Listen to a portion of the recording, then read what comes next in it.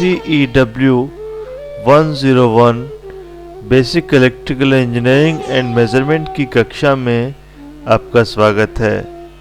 आज हम आपको यूनिट नंबर 5 लेसन नंबर 25 के विषय में बताएंगे, जिसका टॉपिक है फैराडे के इलेक्ट्रोलिसिस के नियम, रासायनिक तुल्यांक, प्राइमरी सेल्स व secondary cells, Faraday's law of electrolysis, electrochemical equivalent, primary and secondary cells. जैसा कि आप जानते हैं कि हम रासायनिक क्रिया द्वारा विद्युत ऊर्जा का उत्पादन कर सकते हैं तथा विद्युत ऊर्जा को रासायनिक ऊर्जा में परिवर्तित करके एकत्रित कर सकते हैं। इस अध्याय में हमें इसी रासायनिक क्रियाओं के विषय में पढ़ेंगे। उद्देश्य, ऑब्जेक्टिव्स। पहला ऑब्जेक्टिव है फैराडे के विद्युत अपघटन इलेक्ट्रोलिसिस के नियम। दूसरा, विद्युत अपघटन के उपयोग। तीसरा, विद्युत रासायनिक तुल्यांक। और चौथा है प्राइमरी व सेकेंडरी सेल्स। तो सबसे पहले परिभाषा, डेफिनेशंस। पहली परिभाषा है विद्युत अपघटन इलेक्ट्रोलिसिस। यदि किसी तरल चालक लिक्विड कंडक्टर में धारा प्रवाहित कराई जाए तो रासायनिक क्रिया केमिकल रिएक्शन द्वारा वह तरल पदार्थ अपने अपने आयनों में विभाजित हो जाता है। इस विधि को इलेक्ट्रोलिसिस कहते हैं। जैसे सिल्वर नाइट्रेट AgNO3 के घोल में से विद्युत को गुजारा जाए तो वह सिल्वर तथा नाइट्रेट रूपी अपने अपने आयंस में बढ़ जाएगा। देखिए केमिकल रिएक्शन क्या है, AgNO3 Ag ions plus NO3 ions. तो इस तरह से इलेक्ट्रोलिसिस में आयंस में कन्वर्ट हो जाते हैं। अब देखिए यहाँ पर एक कंटेनर है, इस कंटेनर में AgNO3 भरा हुआ है और इसमें दो प्लेट्स रखी गई हैं, इलेक्ट्रोड्स हैं ये प्लेट्स, और हमने बैटरी से इसमें सप्लाई दी। तो ये Ag और NO3 अलग अलग इलेक्ट्रोड्स के ऊपर इकट्ठे हो जाएंगे। अगली परिभाषा है इलेक्ट्रोलाइट।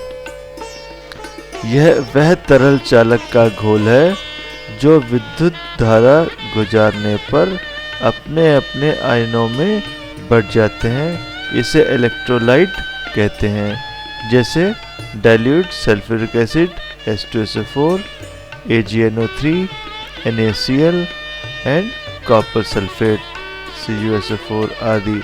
तो ये इलेक्ट्रोलाइट्स हैं। तो देखिए यहाँ पर एक सोडियम क्लोराइड NaCl का घोल है और इसमें दो इलेक्ट्रोड्स रखकर सप्लाई दी गई है। तो ये Na और Cl के अंदर अलग अलग कन्वर्ट हो जाते हैं। तो एक एनोड पे इकट्ठा हो रहा है, Cl एनोड की तरफ जा रहा है जो कि नेगेटिव है, और कैथोड जो कि नेगेटिव है, यहाँ पर Na पॉजिटिव है, तो Na जो है वो कैथोड की तरफ जा रहा है। तो इस तरह से NaCl जो है Na और Cl के अंदर कन्वर्ट हो जाता है। अब अगला है इलेक्ट्रोड। यह एक धातु की प्लेट है जो कि धारा को इलेक्ट्रोलाइट में से प्रभावित करने के लिए काम आती है। तो जो रॉड्स या जो प्लेट्स हमने रखी हैं इलेक्ट्रोलाइट के अंदर, वो हमारी इलेक्ट्रोड्स हैं। ये दो तरह की होती हैं। पहला एनोड, वह धातु की प्लेट या इलेक्ट्रोड जो पॉजिटिव टर्मिनल पर जोड़ी जाती है उसे एनोड कहते हैं, जैसे तांबा। दूसरा कैथोड, धातु की वह प्लेट या इलेक्ट्रोड जो नेगेटिव टर्मिनल पर जोड़ी जाती है उसे कैथोड कहते हैं, जैसे जिंक आदि। अब अगला है विद्युत रासायनिक तुल्यांक इलेक्ट्रोकेमिकल इक्विवेलेंट। यदि किसी इलेक्ट्रोलाइट में से 1 एम्पियर धारा 1 सेकंड के लिए गुजारी जाए तो उसमें से निकलने वाले पदार्थ की वह सहती मास उस पदार्थ की विद्युत रासायनिक तुल्यांक कहलाती है। इसका चिन्ह Z है। अगला रासायनिक तुल्यांक केमिकल इक्विवेलेंट किसी पदार्थ के एटॉमिक भार, एटॉमिक वेट व संयोजकता, वैलेंसी के अनुपात को रासायनिक तुल्यांक कहते हैं।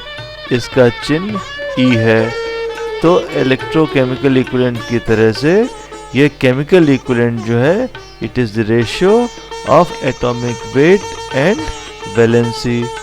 वेट और वैलेंसी में जो रिलेशन है, जो अनुपात है, वो रासायनिक तुल्यांक है और इसका चिन्ह E है। अब अगला है संयोजकता, वैलेंसी। किसी भी एटम की वह शक्ति जो हाइड्रोजन एटम की शक्ति से रासायनिक क्रिया करे उसे उस पदार्थ की वैलेंसी कहते हैं। या ये भी कहते हैं कि आउटर मोस्ट ऑर्बिट में जितने नंबर ऑफ इलेक्ट्रॉन्स होते हैं वो उसकी वैलेंसी होती है। अब अगला है फैराडे के विद्युत अपघटन के नियम, Faraday's law of electrolysis. Faraday के विद्युत अपघटन के 2 नियम हैं। इसमें पहला नियम, इलेक्ट्रोलिसिस से निकलने वाली पदार्थ की सहती मास उसमें बहने वाली करंट की कुल मात्रा के समानुपाती होती है। इसका मतलब यह हुआ कि ज़्यादा करंट भेजेंगे तो ज़्यादा मास उसके अंदर से निकलेगा और डिपॉजिटेड होगा, और अगर हम करंट कम भेजेंगे तो कम डिपोजिशन होगा। देखिए यहाँ पर पदार्थ की सहती mass proportional to current is also proportional to time, समय। तो धारा और समय के समानुपाती होता है। या सहती m बराबर ZIT ग्राम्स। यहाँ m पदार्थ की सहती, I करंट एम्पियर्स में, T समय सेकंड्स में और Z विद्युत रासायनिक तुल्यांक। अब दूसरा नियम, यदि अलग अलग इलेक्ट्रोलाइटों में एक समान करंट की मात्रा को गुजारा जाए तो निकलने वाले पदार्थों की सहती उनके रासायनिक तुल्यांक केमिकल इक्विवेलेंट के समानुपाती होती हैं। देखिए अगर हम एक ही करंट, सेम करंट को अलग अलग इलेक्ट्रोलाइट्स में भेजेंगे तो जो मास उसके अंदर डिपॉजिटेड होगा वो उनके केमिकल इक्विवेलेंट के प्रोपोर्शनेट होगा। जैसे यहाँ देखिए M1 ratio M2 ratio M3 is equal to E1 ratio E2 ratio E3, जहाँ M जो है पदार्थ की सहती है और E जो है रासायनिक तुल्यांक। अब यहाँ चित्र देखिए, ये 3 अलग अलग इलेक्ट्रोलाइट्स हैं, AgNO3 डाइल्यूट सल्फ्यूरिक एसिड और कॉपर सल्फेट, और इन तीनों को सीरीज में जोड़ दिया है। सेम करंट तीनों में से भेजी जा रही है तो केमिकल इक्विवेलेंट के प्रोपोर्शनेट इसके अंदर मास जो है वो डिपॉजिटेड होगा। अब अगला है विद्युत अपघटन के उपयोग, एप्लीकेशन ऑफ इलेक्ट्रोलिसिस। विद्युत अपघटन बहुत महत्वपूर्ण सिद्धांत है। इसके कारण हम भिन्न भिन्न जगहों पर इसका उपयोग करते हैं। तो इनके उपयोग क्या हैं? पहला इलेक्ट्रोप्लेटिंग। तो इलेक्ट्रोप्लेटिंग में इस विद्युत अपघटन का प्रयोग किया जाता है। तो दूसरा है इलेक्ट्रोप्रिंटिंग और तीसरा धातु शुद्धिकरण, इलेक्ट्रो मटेरियल रिफाइनिंग। तो इस तरह से 3 इसके मुख्य उपयोग हैं। अब इनके बारे में विस्तार से बताया जाएगा। पहला इलेक्ट्रोप्लेटिंग, वह रासायनिक प्रक्रिया जिससे किसी धातु पर दूसरे धातु की परत को धारा द्वारा चढ़ाया जाए उसे इलेक्ट्रोप्लेटिंग या विद्युत लेपन कहते हैं। इस विधि में जिस पदार्थ पर धातु की परत चढ़ाई जाती है उसे कैथोड पर और धातु को एनोड पर बनाया जाता है। अब देखिए यहाँ पर इस सर्किट के अंदर इलेक्ट्रोप्लेटिंग दिखाई गई है। तो इसके अंदर जो है बीच में एक आपका वर्क पीस रखा गया है जिसके ऊपर आपको मटेरियल चढ़ाना है और दोनों तरफ दो इलेक्ट्रोड्स हैं और दोनों जो है और कॉपर की इलेक्ट्रोड्स हैं की शीट्स हैं और बीच में ये वर्क पीस रखा गया है जिसके ऊपर आपको प्लेटिंग करनी है। अब जब हम करंट भेजेंगे इसमें से स्विच ऑन करेंगे, डायनेमो द्वारा करंट जाएगा तो दोनों तरफ से जो कॉपर है वो निकलकर इस इलेक्ट्रोड के ऊपर जो कि वर्क पीस है उसके ऊपर चढ़ जाएगा, ओवरलैपिंग हो जाएगी। तो इस तरह से इलेक्ट्रोप्लेटिंग हम करते हैं। इलेक्ट्रोप्लेटिंग के लिए हमेशा डीसी सप्लाई का ही प्रयोग किया जाता है।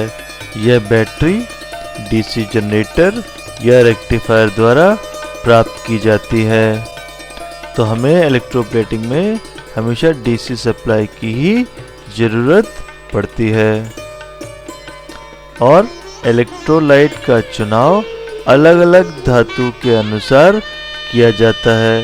जैसे चांदी के पानी के लिए AgNO3 सिल्वर नाइट्रेट और तांबे के पानी के लिए कॉपर सल्फेट।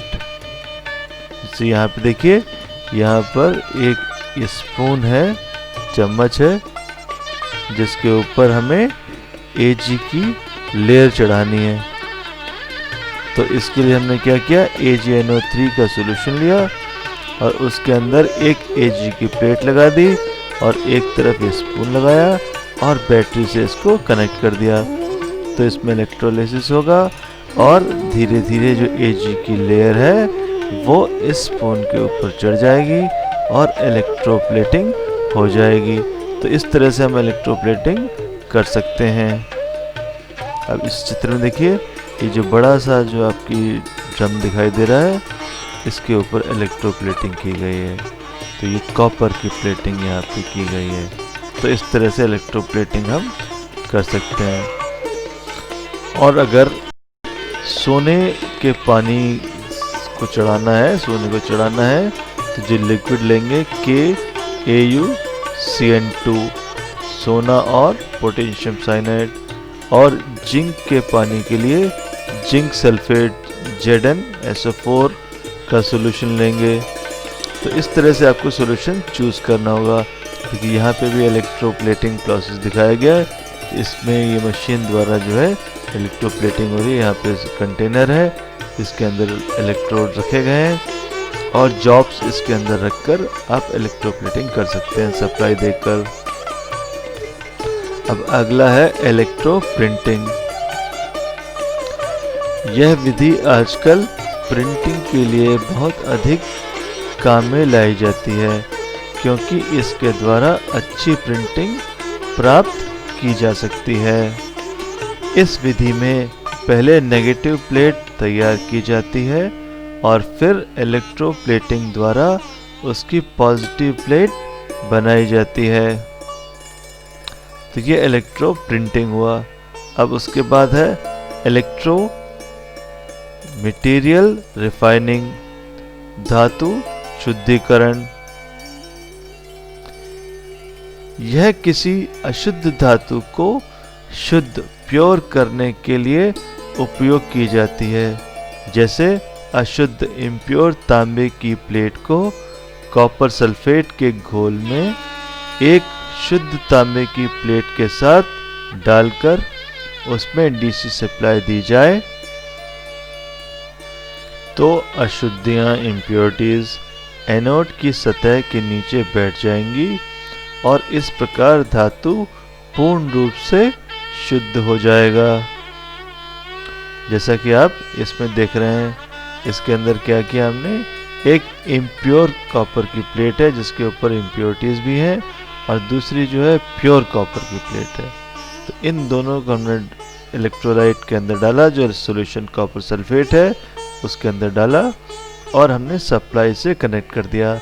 तो सप्लाई से कनेक्ट करने से क्या होगा, जो इम्प्योरिटीज़ है वो पॉजिटिव प्लेट की नीचे की तरफ आकर जो एनोड है उसके नीचे आके इकट्ठी हो जाएंगी, और जो प्लेट है, जो इम्प्योर प्लेट थी, वो प्योर हो जाएगी।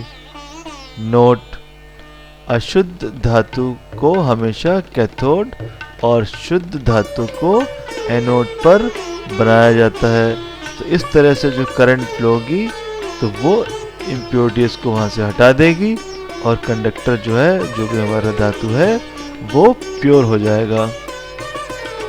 अब कुछ न्यूमेरिकल्स करते हैं। उदाहरण 1 चम्मच पर 0.5 ग्राम सिल्वर की परत चढ़ाने में 75 मिनट लगते हैं। तो उसका करंट ज्ञात करो, जबकि विद्युत रासायनिक तुल्यांक Z = 0.001118 ग्राम्स पर कूलम है। तो अब हमें यहाँ पर कैलकुलेट करना है कि करंट की क्या वैल्यू होगी, कितनी अमाउंट ऑफ करंट भेजें ताकि 5 ग्राम सिल्वर जो है 75 मिनट के अंदर डिपॉजिटेड हो जाए। सॉल्यूशन: उत्तर: जैसा कि हम जानते हैं M = ZIT और I = M/ZT, जहाँ I जो है वो करंट है, M दिया हुआ है 0.5 ग्राम्स, Z की वैल्यू दी है 0.001118, T जो है वो मिनट्स में है, तो 75 मिनट है, तो 75 × 60 तो सेकंड्स हो गए।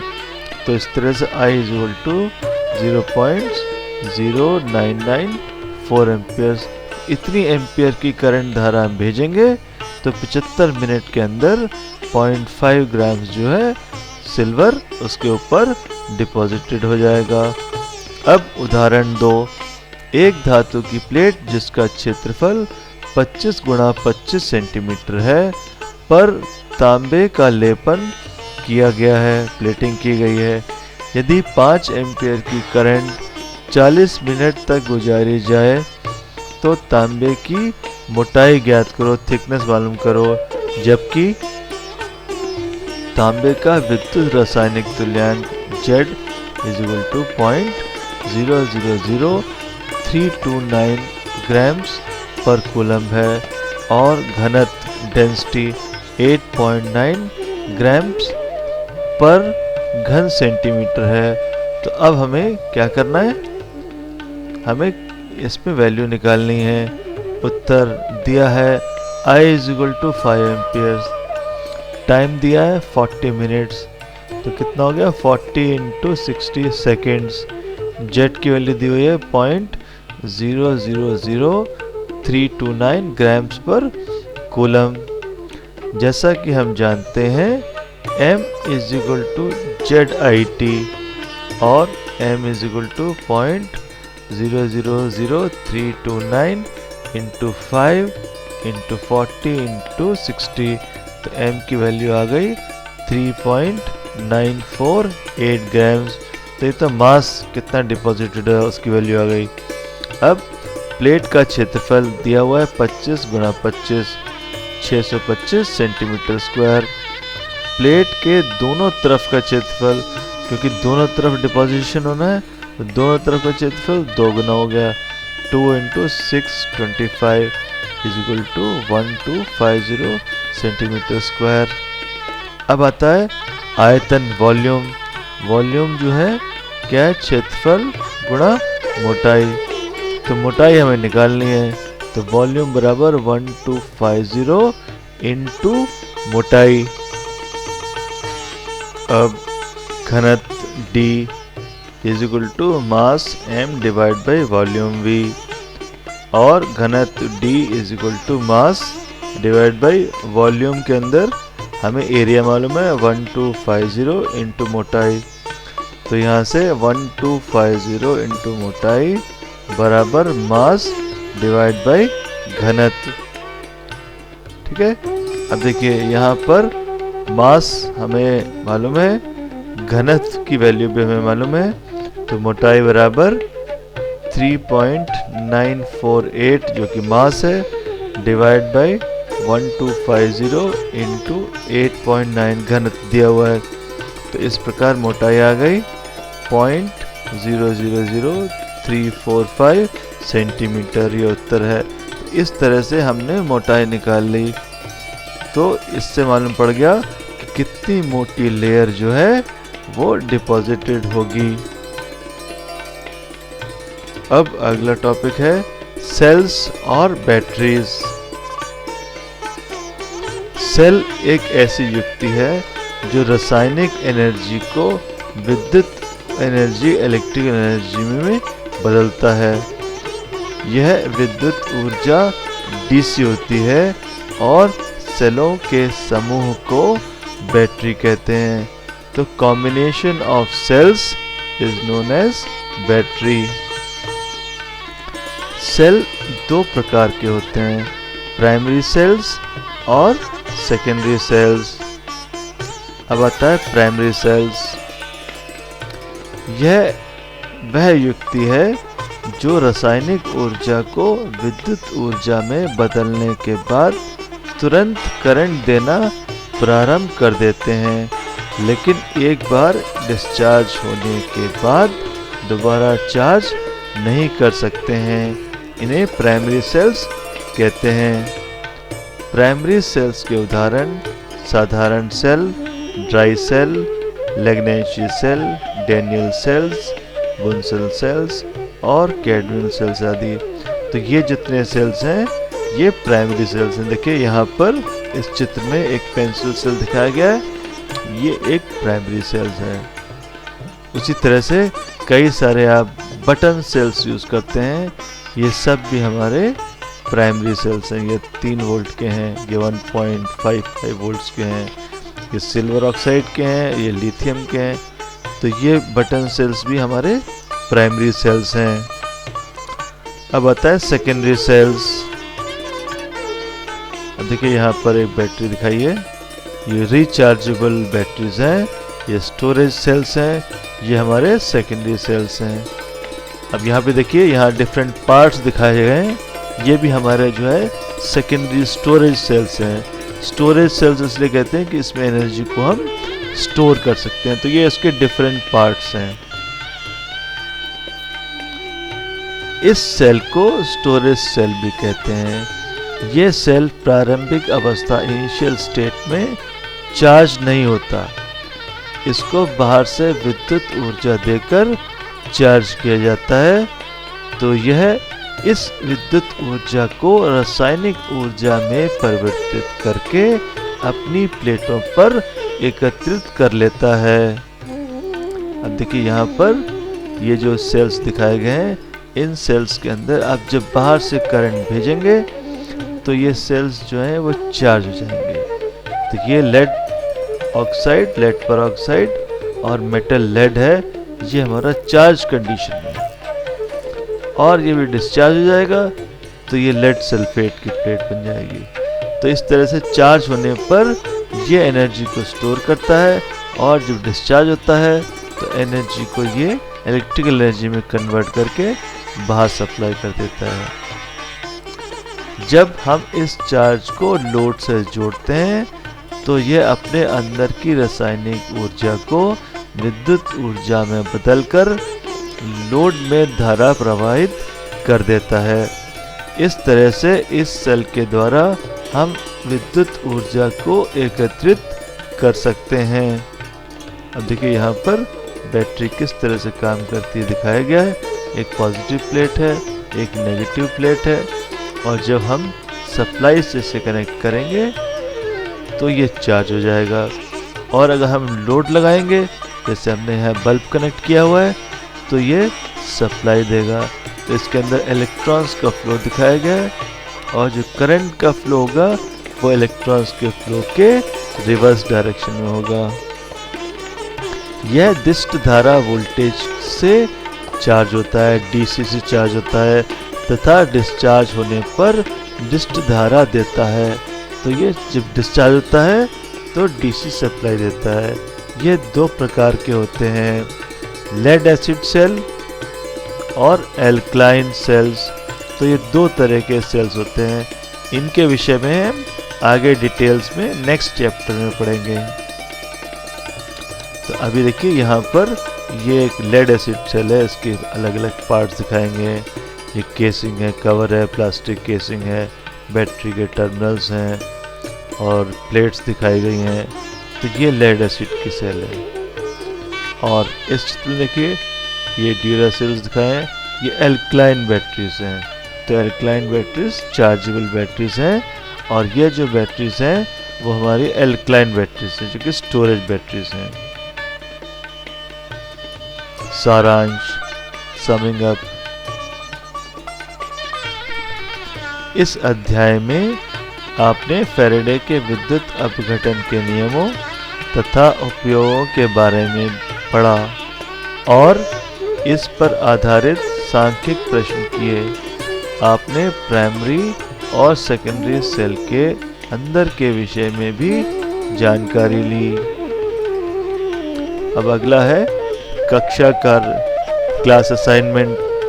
तो आपको क्लास असाइनमेंट में क्या करना है, कार्यशाला में विद्युत अपघटन को प्रयोग करते हुए किसी धातु पर इलेक्ट्रोप्लेटिंग करने की विधि सीखो। तो आपको छोटा सा एक एक्सपेरिमेंट करके देखना है कि इलेक्ट्रोप्लेटिंग किस तरह से की जाती है। अब आपको प्रैक्टिकल के बारे में बताया जाएगा।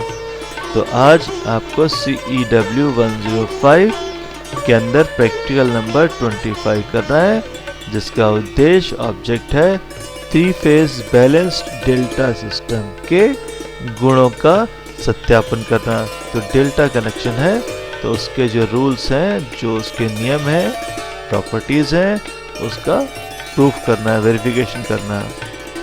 तो आवश्यक यंत्र, एपरेटस रिक्वायर्ड। पहला सीरीज टेस्टिंग बोर्ड, एक voltmeter MI type 0 to 500 volts 3, ammeter MI type 0 to 3 amperes 3, ammeter MI type 0 to 1 ampere 3, lamp load 100 watt के 6, लैंप लोड 60 वॉट के 6 और रोटरी स्विच 1। तो ये रिक्वायरमेंट है एक एपरेटस की। अब प्रोसीजर में क्या करना है, चित्र के अनुसार कनेक्शन करें और उसे दोबारा चेक करें। तो आपको पहले डेल्टा कनेक्शन बनाना है। तो डेल्टा की शेप में तीन बल्ब लीजिए, उनको डेल्टा की शेप में कनेक्ट करिए। पहले बल्ब के सीरीज में एक एक एमीटर लगाइए और फिर उसको डेल्टा बनाइए। तो ये फेस करंट बताएंगे और उसके बाद आपको लाइन के अंदर करंट्स में एमीटर लगाने हैं, जैसे चित्र में दिया उस तरह से कनेक्शन करिए। सर्किट को सीरीज टेस्टिंग बोर्ड द्वारा चेक करिए। मेन स्विच को ऑन करें और एमीटर्स और वोल्टमीटर्स की रीडिंग प्रेषण तालिका में नोट करें। तो देखिए यहाँ पर ये आपका सर्किट डायग्राम है जो कि 3 फेस बैलेंस्ड लोड दिखाया गया है और इसके अंदर जो लोड है वो हमारा बल्ब के लोड है। तो तीनों बल्ब जो हैं बैलेंस्ड हैं, तो सेम बल्ब आपको तीनों फेसेस में बनाने, लगाने और डेल्टा बनाना है। और हर बल्ब के साथ सीरीज के अंदर एक एक ammeter AP1, AP2, AP3 face current नापने के लिए 3 बल्ब्स आपको तीनों फेसेस में लगाने होंगे। और उसके बाद 3 एमीटर्स आपको इनके सीरीज में कनेक्ट करने होंगे जो कि लाइन करंट्स हैं। तो लाइन करंट बताएगी पहली लाइन के सीरीज में, दूसरी लाइन के, तीसरी लाइन के। और 3 वोल्टमीटर्स कनेक्ट करने होंगे जो कि आपको फेस वोल्टेज और लाइन वोल्टेज, क्योंकि डेल्टा कनेक्शन है यहाँ पे फेस वोल्टेज लाइन वोल्टेज बराबर आएगा।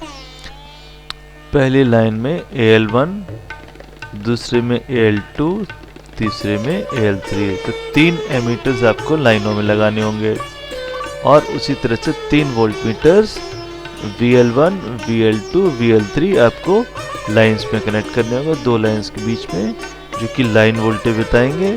और क्योंकि डेल्टा कनेक्शन है तो लाइन वोल्टेज और फेस वोल्टेज सेम होगा। तो यही चीज़ आपको प्रूव करनी है कि डेल्टा कनेक्शन के अंदर line voltage phase voltage same आता है और लाइन करंट जो है फेस करंट से √3 टाइम्स ज़्यादा होती है। तो ऑब्जर्वेशन टेबल में जब आप भरेंगे और कैलकुलेट करके देखेंगे तब आपको पता चलेगा कि लाइन करंट फेस करंट जो है बराबर नहीं है, वोल्टेजेस बराबर है। Line current √3 times phase voltage है। तो ऑब्जर्वेशन टेबल, इसके अंदर एमीटर की रीडिंग भरी है सबकी, लाइन करंट्स और फेस करंट्स की, और देखिए कि लाइन करंट जो है √3 टाइम्स फेस करंट है कि नहीं है। और उसके बाद वोल्टमीटर की रीडिंग भरिए और ये देखिए कि लाइन वोल्टेज और फेस वोल्टेज बराबर है कि नहीं है। तो इस तरह से सत्यापन वेरिफिकेशन हो जाएगा। प्रिकॉशंस, कनेक्शन ठीक वक्त से होने चाहिए। यदि मीटर में शून्य त्रुटि हो तो उसे दूर कर देना चाहिए। रीडिंग ध्यानपूर्वक नोट करनी चाहिए। तो ये प्रिकॉशंस आपको लेनी है। तो आज आपको ये एक्सपेरिमेंट करना है और इस एक्सपेरिमेंट के द्वारा ये प्रूव करना है कि डेल्टा कनेक्शन के अंदर लाइन वोल्टेज और फेस वोल्टेज बराबर होते हैं और लाइन करंट फेस करंट से √3 टाइम्स ज़्यादा होती है। तो ये एक्सपेरिमेंट आपको आज करना है। धन्यवाद।